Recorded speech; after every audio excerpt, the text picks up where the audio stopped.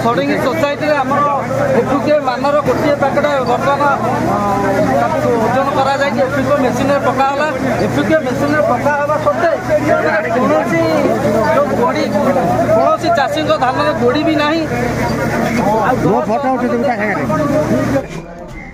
एफिके मान जो परीक्षा कराला आरसी मैडम को उपस्थिति नहीं मैडम को उपस्थित जोटा है माने एफिक्यू मेसीन नुहे एटा होची हमरो कोनटा मिनी ग्रेडर जोटा कि धानर अगारी कठा ये सब बाहरिबो आ निरला धान बाहरिबो सेतरे हमरो 52 केजी 600 ओजन हेतला गोटे पैकेट हमें टेस्ट कलु से आरएमसी मैडम थिले निजे उपस्थित थिले सेही देखा गला जे 51 केजी ए 52 केजी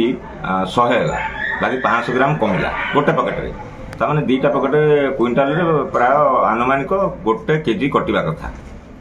से राजी हेले मिलर जानी शुणी आभोड कर पलैंती सब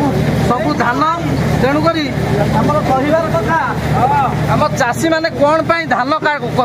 सरकार कौन धान काटे आम जो 4 किलो भी एफिके मान आम बर्तमान आरसीएम मैडम को उपस्थित आम एफिके मेसीन चली जहाँफल आमर एफिके जो मानर बोर्ड लगी तार कौन मान ए जो परसेंट 1% भी कौन डस्ट गोड़ी बाहर ना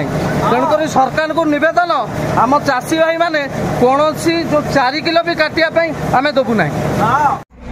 बर्तमान 12:30 बाजिला षडंगी गोलार बर्तमान चाषी मान धान ओजन कारण कौन कारण आज आम तो मंडी डेट थी आम चाषी की 28 जन 27 जन चाषी की टेलीफोन द्वारा जनइलु धान आज 8 तारिख जो टोकन से आज पड़ा दिया जो फोन द्वारा जनइला से आसिक धान आणिक आम पिंडी में थोड़ी किंतु मिलर न आसवा जो आम धान ओजन हो पार मिलर मध्य डका फोन करी मिलर आसला से कहला जे सबू मंडी में जहाँ आम गंदिया ब्लॉक जितटी मंडी है जहाँ कटनी छटनी होती धान नेबी ना नेबी कहीकि मिलर पड़ेगा तेणु चाषी गदा होती धान बर्तमान उठी पारनी जेहेतु गवर्नमेंट मिलर डिपोजिट कर पैसा एवं एग्रीमेंट कर सोसाइटी की दिखाता एग्रीमेंट आम कर आम धान किणी पारि आम गोदाम घर रखी पारि जेहेतु आम से क्षमता दि जाए सरकार देना तेणु आम धान कंटा कर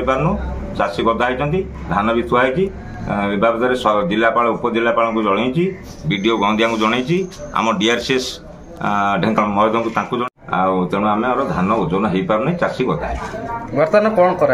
बर्तमान बीडीओ महाशय आसिले जहाँ आम कर बीडीओ कलेक्टर सब कलेक्टर को जनई से बीडीओ को पठाऊ बीडीओ आसिले जहाँ निष्पत्ति दिए।